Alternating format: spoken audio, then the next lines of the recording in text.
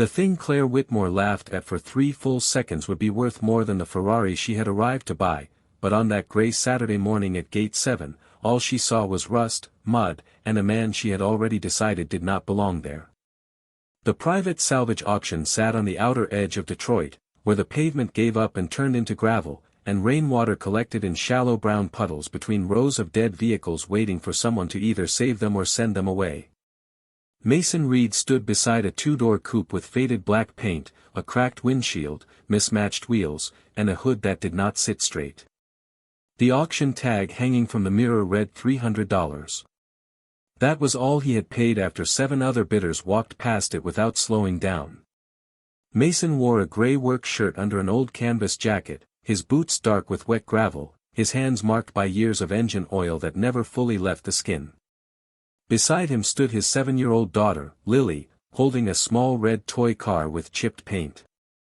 She had been quiet since they arrived, not because she was bored, but because she had learned to watch her father when he was thinking. Mason was looking at the coupe the way other men looked at expensive things behind velvet ropes. Not with excitement. With attention. The tow rope in his truck bed was older than Lily, frayed at one end and tied with a knot he trusted more than most people trusted contracts. He hooked it to the front frame carefully, checking the angle twice, when a line of umbrellas moved past from the main auction tent. Claire Whitmore was at the center of them, wrapped in a white coat that made the whole salvage yard look dirtier around her. She had just purchased a restored Ferrari for more money than Mason would probably see in 10 lifetimes, and the men walking with her were still talking about market timing, rarity, and appreciation curves. Then Claire saw the coupe. She stopped. Her eyes moved from the missing trim to the rusted quarter panel, from the sagging hood to Mason's tow rope, and then to Lily standing beside the car with the red toy pressed against her chest. Claire laughed. Not loudly enough to seem uncontrolled. Just loudly enough for everyone near Gate 7 to understand that the joke had been approved. One of the investors smiled. Another looked at Mason and then away, as if embarrassment could be contagious. "You paid money for that?" Claire asked. Mason tightened the tow hook and stood. "$300, he said. Claire's smile sharpened. "That is $300 too much." A few people nearby laughed, and Lily's fingers closed around the toy car until the little plastic wheels pressed into her palm. Mason did not look at them. He checked the knot again. Claire stepped closer, stopping just far enough away to keep the mud off her shoes. "There are lessons children learn by watching their parents," she said, glancing at Lily. "Today yours learned the fastest way to waste money." The sentence landed exactly where she meant it to land. Not on Mason. Near his daughter. Mason's face did not change, but something in his shoulders went still. He turned to Lily and said quietly, "Stand by the truck, sweetheart. Away from the wheel." Lily obeyed, but she kept watching Claire. The billionaire looked at the crooked hood and gave one final small smile. "That engine is worth less than the tow rope." Mason rested one hand on the coupe's fender. The metal was cold under the rust. Under the dirt. Under the years everyone else had stopped caring about. He said nothing. He only looked once through the gap beneath the hood, where a shape sat in shadow that did not belong to the car around it. Then he climbed into the truck, eased forward until the tow rope tightened, and pulled the $300 wreck out of Gate 7 while the gravel cracked softly under its dead tires. Claire turned back toward the auction tent, already finished with him. She had no idea that 5 days later, in a room full of collectors, her laugh would be the first thing everyone remembered when the hood finally opened. 5 days later, the $300 coupe stood under white auction lights in a private collector room where the floor was polished enough to reflect the shoes of people who had never walked through wet gravel to save a broken car. The room belonged to Whitmore House, a discreet automotive investment club on the west side of Detroit, where invitations were harder to get than bank loans and every vehicle under the lights came with paperwork thick enough to make doubt feel impolite. Mason Reed had never planned to bring the coupe there. He had planned to tow it home, open the hood, confirm what he thought he had seen, and decide quietly what came next. But the thing inside the engine bay had not stayed quiet. It had pulled old names out of old files, brought a retired restorer to Mason's garage at midnight, and made one phone call turn into 6.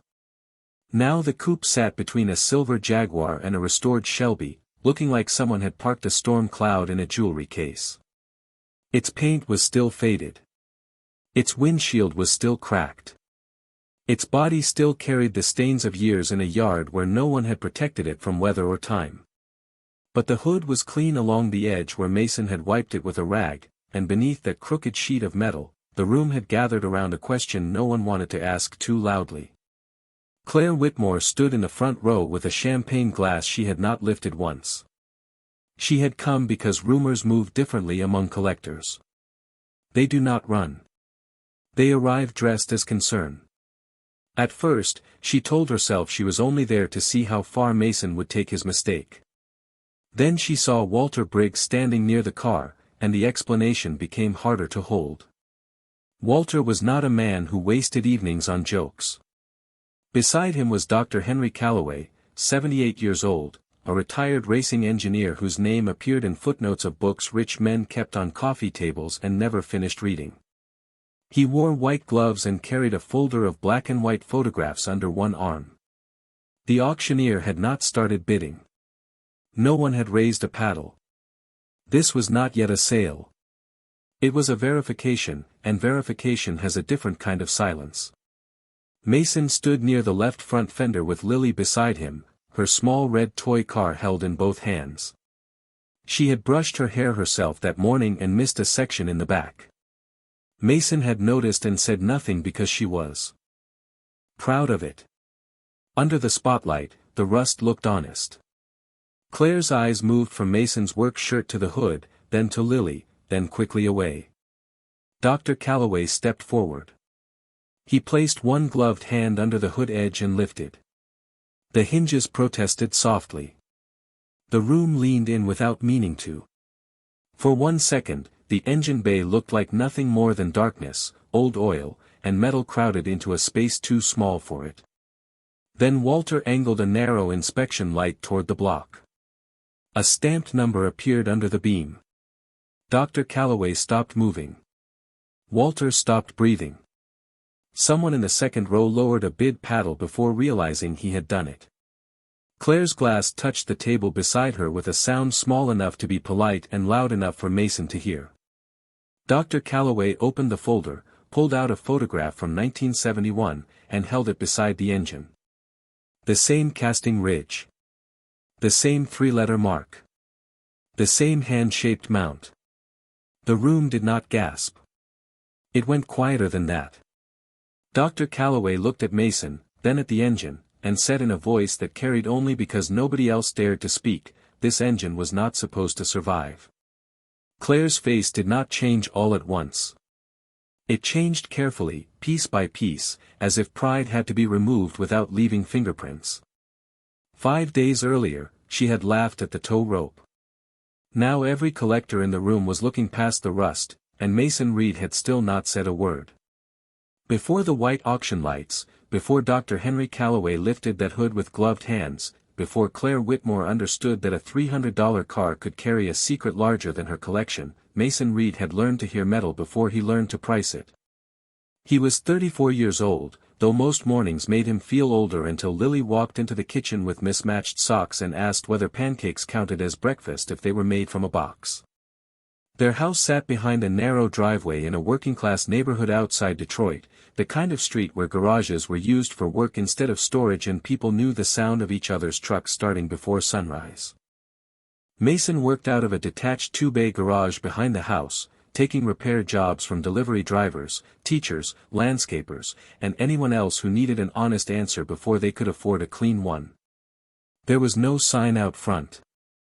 Word of mouth was enough most months, and on the months it was not, Mason found a way to make the grocery list shorter without letting Lily notice. His father, Daniel Reed, had been the first person to teach him that machines told the truth if a man was patient enough to listen. Daniel had rebuilt engines for 32 years in a shop near Flint, and he believed the difference between a mechanic and a parts changer was attention.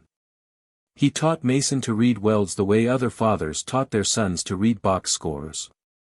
A factory seam had a rhythm. A hand-shaped bracket had hesitation in it. A stamped panel carried the confidence of repetition, but a prototype carried questions in every curve. Mason absorbed those lessons without knowing they were rare. By 16, he could identify an engine family from the shape of an intake.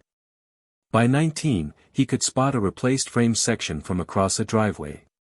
By 26, he was doing restoration work quietly for men who had more money than patience, fixing the details that made expensive cars believable again. Then Emily got sick.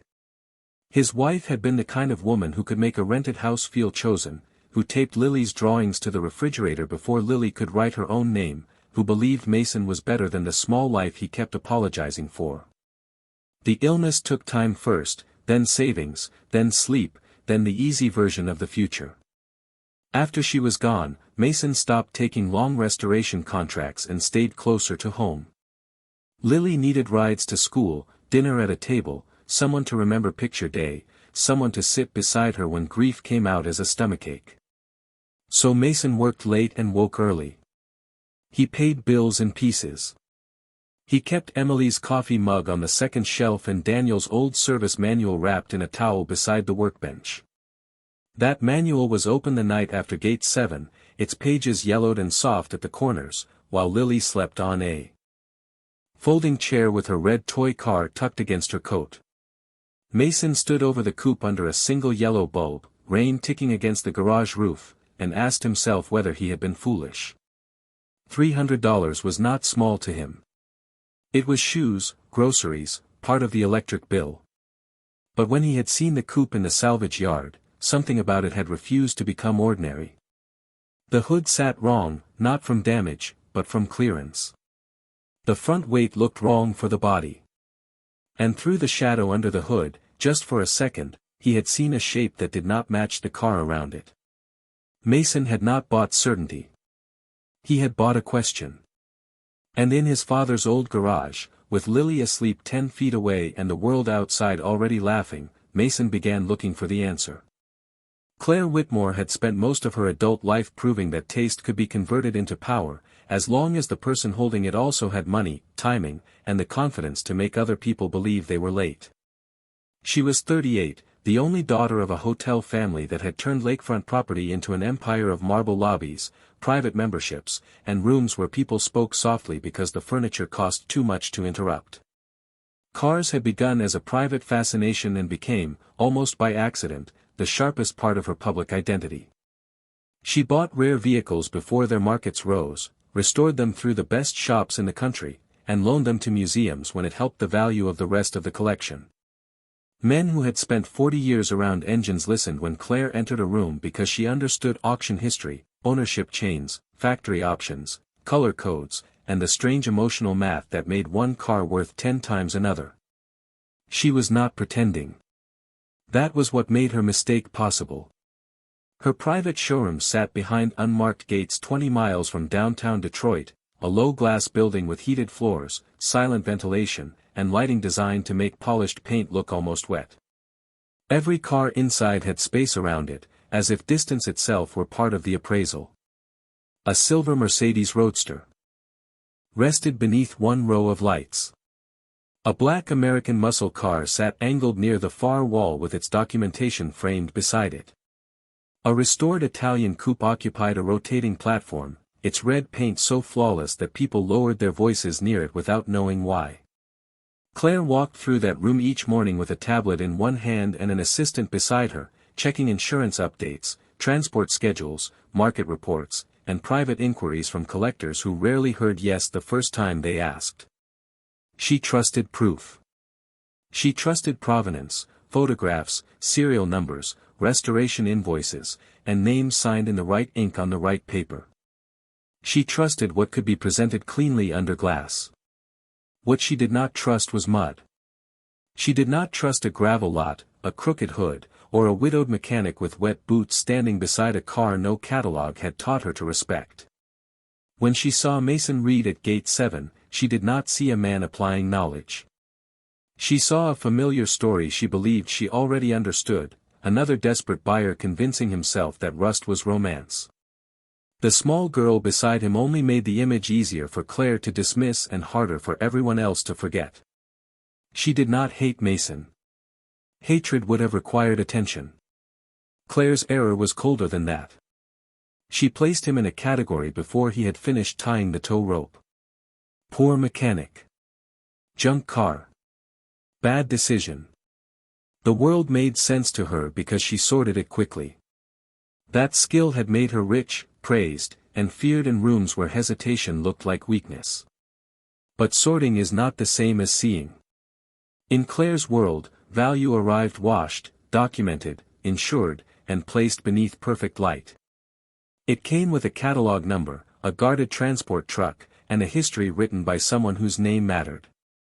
It did not arrive behind a pickup, dragging through puddles, with a 7-year-old holding a chipped red toy car and a father too quiet to defend himself. That was why she laughed. Not because she knew enough. Because she believed she knew everything that mattered before the hood was ever opened. The first real sign was not the engine number. It was the way the hood refused to close like it belonged there. Mason noticed it before dinner, before Lily finished her homework, before the rain stopped tapping against the roof of the detached garage behind their house. The coupe sat under the yellow work light with mud still drying on its tires and a shallow trail of water beneath the rocker panels. In daylight, it had looked bad. Under the garage bulb, it looked worse. The paint had gone thin across the fenders. The passenger window was cloudy with age. The seats smelled like old vinyl, dust, and weather. Lily sat on the folding chair near the workbench with a peanut butter sandwich on a paper plate, her red toy car parked beside her math worksheet. She had asked only once if the people at the auction were right. Mason had looked at the coupe, then at her, and said, "Sometimes people laugh before they know what they are looking at." After that, she stopped asking and started watching. Mason pulled the hood latch, lifted the warped panel, and braced it carefully with a piece of pipe because the original support rod was missing. At first, the engine bay gave him nothing but dirt. Old oil coated the block in a black film. Leaves had collected near the firewall. A mouse nest sat tucked behind a cracked plastic reservoir. Most men would have lowered the hood and called the whole thing exactly what Claire had called it without needing to use her words. Mason did not. He aimed a flashlight toward the front mount and stayed still. The engine sat too low at the back and too tight at the sides, not poorly fitted, but deliberately fitted by someone solving a problem the factory had never planned for. He wiped a rag across the valve cover and found nothing. He cleaned the edge of the block near the exhaust side and found more grime. Then, near a casting ridge half hidden beneath hardened oil, the rag caught on raised metal. Mason stopped. Lily looked up from her worksheet. He changed the angle of the flashlight and scraped gently with a plastic trim tool, careful not to scar the surface. 3 small letters appeared first, not stamped afterward but cast into the block itself. They were uneven in a way machine production usually avoided. Mason stared at them long enough for the garage heater to click off and leave the room colder. He reached for Daniel Reed's old service manual, the one wrapped in a towel beneath the bench, and opened it to the engine identification section. He checked the coupe's model year. Then he checked the listed engine families. Nothing matched. He checked again because hope is not evidence and his father had raised him not to confuse the two. Still nothing. The mount on the passenger side made even less sense. It had been hand-shaped, welded, ground down, then painted over decades ago. Not a backyard repair. Not a cheap swap. The weld pattern was too patient. Mason slid under the front end with the flashlight between his teeth and examined the transmission bell housing. A second mark appeared there, smaller, almost hidden behind a bracket that had been fabricated by hand. His breathing slowed. Across the garage, Lily had fallen asleep sideways on the chair, her pencil still in one hand, the red toy car pressed against her coat. Mason stood and looked at the engine bay again. He did not smile. He did not call anyone. Not yet. He walked to the old radio on the shelf and turned it off, letting the garage settle into silence. Then he took a clean notebook from the drawer, wrote down the 3 letters exactly as he saw them, and underlined them once. The coupe had not answered him. It had only asked a better question. Mason called Walter Briggs at 6:12 the next morning because men like Walter answered early and asked fewer questions before coffee. Walter had restored race cars before most collectors learned how to pronounce the names they liked to buy, and he had known Daniel Reed well enough to argue with him for 20 years without either man ever calling it friendship. He arrived at Mason's garage in a brown pickup just after 8, wearing a faded cap, reading glasses hanging from his collar, and the expression of a man who expected disappointment but respected the possibility of being wrong. Mason had already pulled the coupe halfway into the open bay, wiped only the area around the strange casting mark, and left everything else untouched. Walter did not greet the car. He walked around it once, slow enough to be insulting if the car had feelings, then leaned over the engine bay. Mason handed him the flashlight. For nearly a minute, Walter said nothing. Lily stood by the back door in her school jacket, one hand on her backpack strap, watching 2 adults become quiet in a way that made the room feel larger. Walter adjusted his glasses, looked at the 3 letters on the block, then looked at Mason. "Where did you get this?" Mason told him about Gate 7, the $300, the rain, and the woman in the white coat who had laughed before the tow rope tightened. Walter did not react to Claire's name. He was still looking at the engine. "This is not in the standard registry," he said. "I checked," Mason replied. "Twice." Walter reached into his jacket pocket, pulled out a small magnifier, and examined the hand-shaped mount on the passenger side. "Your father ever tell you about Whitaker Miles?" The name sat in the garage air like something old brought up from deep water. Mason had heard it, but only in fragments. A racing development program from the early 70s. Private money. Factory engineers. One experimental engine line rumored to have been cancelled after the investors pulled out. Most of the records scattered. Most of the prototypes scrapped, or so people said when they did not have proof. Walter straightened slowly. There was a technical archive at the old Motorsports Research Library before they moved everything into storage. Some of it is on microfilm. Some of it is in boxes nobody has opened because nobody gets paid to care. 2 hours later, after dropping Lily at school, Mason followed Walter to a brick municipal archive building on the east side, where the carpet smelled like dust and the fluorescent lights made everyone look tired. They signed in, waited for a clerk, and carried 3 gray file boxes to a table near the microfilm reader. Walter worked the machine with the impatience of a man who hated technology but refused to lose to it. Mason searched through old race bulletins, cancelled engineering notes, shipping lists, and photographs labeled by hand in pencil. Most of it led nowhere. A test chassis. A donor body. A sponsor dispute. A fire suppression study. By the 4th hour, Mason's eyes burned and his phone showed 2 missed calls from a customer he could not afford to lose. Then Walter stopped scrolling. On the microfilm screen was a black and white photograph from 1971, 3 engineers standing beside an exposed engine on a rolling stand, one of them holding a clipboard, the block angled toward the camera. The image was grainy, but the casting ridge was there. So were the 3 letters. Walter did not speak at first. He removed his glasses, folded them carefully, and set them on the table. Mason leaned closer until the screen glow lit his face. In the corner of the photograph, half hidden behind the engine stand, was a hand-shaped mount with the same patient weld pattern he had seen under the coupe. Walter looked at Mason then, and his voice changed. It became lower, less certain, and more honest. "That engine disappeared before I got my first job." Mason sat back slowly.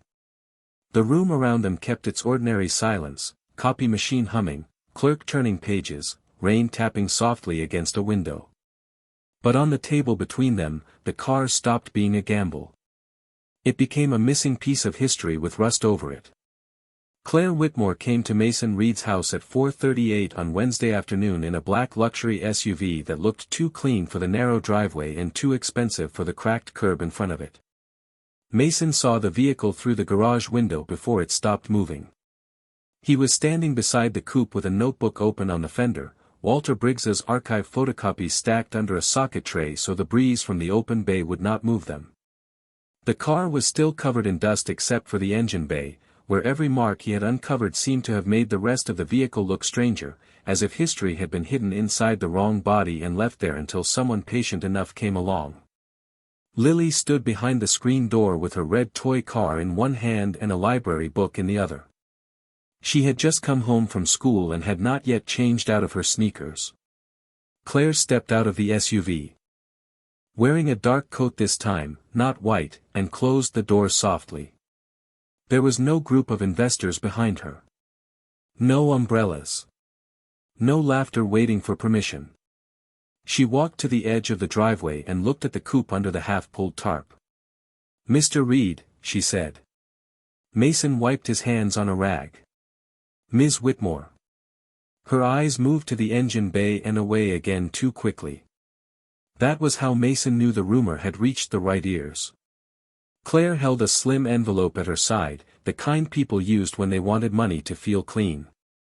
"I heard you have been spending time on this car," she said. "I thought I might save you some trouble."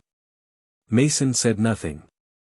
Claire took one step closer, careful not to put her shoes where oil had darkened the concrete. "It is still a salvage vehicle with no confirmed chain of ownership, no usable body condition, and no guarantee that anything inside it can be authenticated. I can offer you $10,000 today." Lily's eyes widened behind the screen door. $10,000 was not a number that visited their kitchen often. Mason looked down at the rag in his hand, folded it once, and set it on the fender. "No, thank you." Claire's expression stayed pleasant, but something behind it tightened. $50,000. Mason looked at her then. The garage was quiet except for the soft ticking of the cooling heater. "That is a large jump for trouble." Claire did not smile. 75. Cash transfer before dinner. The number settled in the driveway between them. It could have paid bills Mason had stopped stacking where Lily could see them. It could have fixed the garage roof, replaced the old truck tires, put space between him and the kind of months where every decision had a receipt attached. Claire knew that. Or thought she did. Lily pressed the red toy car against the screen. Mason glanced back at her, not for permission, but because her presence reminded him what kind of man he was trying to remain. Then he turned back to Claire. "You do not offer $75,000 for junk." Claire's jaw moved once before she answered. "You are out of your depth." Mason rested one hand on the coupe's fender, exactly where. The rust had eaten through the paint but not the metal beneath. "Maybe," he said. "But the car is not." For the first time since Gate 7, Claire looked at him without dismissing him. Not kindly. Not respectfully yet. But directly. The envelope lowered a few inches in her hand. She had come expecting a poor man to choose relief over patience. Instead, she found a father with overdue bills, a daughter watching from the door, and enough discipline to refuse the first rich person who realized the laugh had come too early. Claire returned to the SUV without another offer.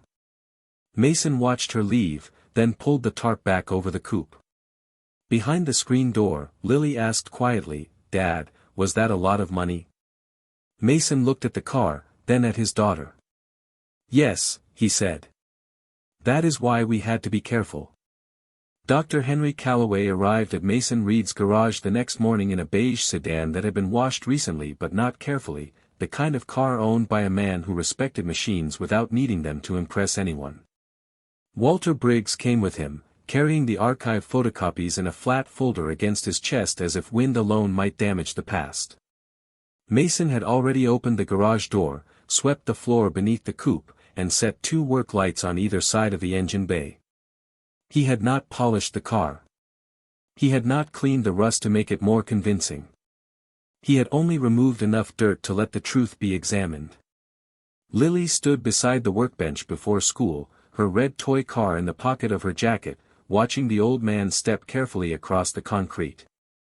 Dr. Calloway was 78, tall once but slightly bent now, with silver hair, steady eyes, and hands that moved slowly until they reached something important. Then they became precise. He did not ask Mason what he thought he had found. He did not ask what Claire Whitmore had offered. He placed a black and white photograph on the fender, opened a small case, and removed a pair of white cotton gloves. The garage became quiet around that simple act. Even Walter stopped shifting his weight. Dr. Calloway leaned over the engine bay and directed Mason's inspection light toward the casting ridge. For nearly 2 minutes, no one spoke.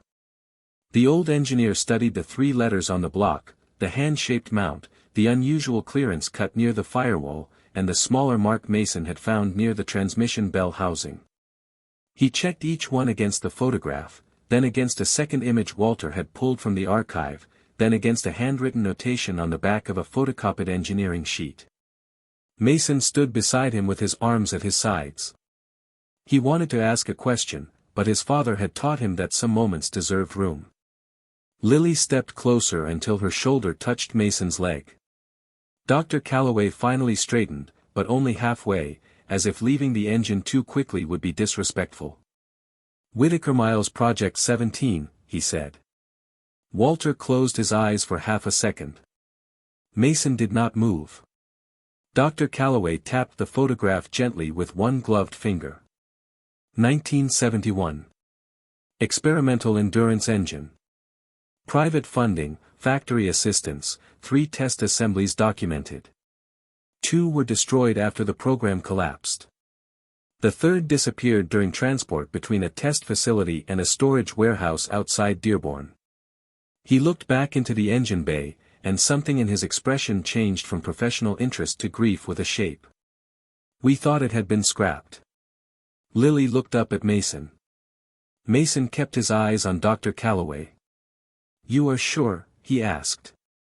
The old engineer did not answer quickly, which made the answer stronger when it came. He checked the mount again, then the casting mark, then the photograph. "I spent 26 years looking for this engine," he said. "I know the mistakes we made around it. I know the welds. I know that mount because I watched a man named Peter Alden shape it by hand after the factory bracket failed during heat testing." The garage held the words without softening them. Outside, a delivery truck rolled past on the street. Somewhere in the house, the kitchen clock ticked. Dr. Calloway removed one glove and rested his bare hand lightly on the edge of the fender, not on the engine, as if he knew better than to touch history too casually. Walter looked at Mason, and for the first time since the archive, he smiled without trying to hide it. Mason looked down at Lily. Her eyes were wide, not with greed, not even with understanding, but with the quiet wonder of a child realizing her father had seen something everyone else missed. Dr. Calloway closed the folder and said, "This car needs to be verified publicly, with proper witnesses and documentation. And Mr. Reed, until that happens, do not sell it to anyone." Mason nodded once. He thought of Claire's envelope, the clean paper, the number that could have solved so many ordinary problems. Then he looked back at the engine sitting under the work lights, still dirty, still crowded inside the wrong car, still carrying the years no one had come looking hard enough. It had not become valuable that morning. It had only been recognized.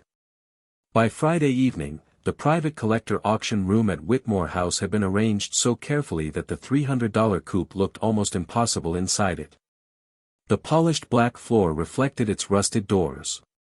White spotlights rested on its cracked windshield and uneven hood. Around it stood people who understood money, rarity, history, and the small differences that could turn metal into legend.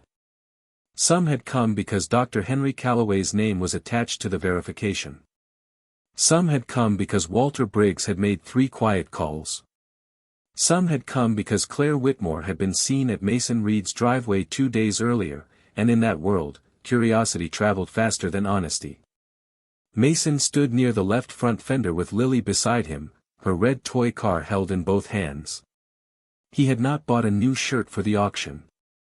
He wore the same clean blue work shirt he used for customer meetings, pressed as well as he could manage, with the cuffs still faintly marked from years of use. Lily wore a simple navy dress Emily had once chosen for school pictures, and Mason had tied the bow in her hair twice because the first one leaned too far to the left. Claire stood in the front row, close enough to see the engine bay but far enough to look as if she had not placed herself there on purpose. This time, she was not smiling. Her champagne glass sat untouched on a narrow table beside her. The auctioneer gave a brief introduction, but the room was not listening to him. They were watching Dr. Calloway step forward with white gloves, Walter's archive folder, and the quiet authority of a man who did not need to decorate the truth. The hood lifted. The inspection light turned on. The 3 letters on the block appeared beneath the beam, and the screen behind the car showed the old photograph from 1971 with the same mark, the same mount, the same impossible proof. Dr. Calloway explained the Whittaker Miles Project 17 engine without raising his voice. He described the cancelled program, the 2 destroyed assemblies, the missing 3rd engine, the hand-shaped bracket, the transport error, and the decades of searching that had ended in a Detroit backyard garage because a mechanic had noticed what Wealth had laughed at. No one interrupted him. When he finished, the auctioneer looked different, as if even he understood that he was not selling a car anymore. He was standing beside a recovered piece of history. The opening bid crossed 7 figures before Mason fully processed the number. A paddle rose near the back. Then another.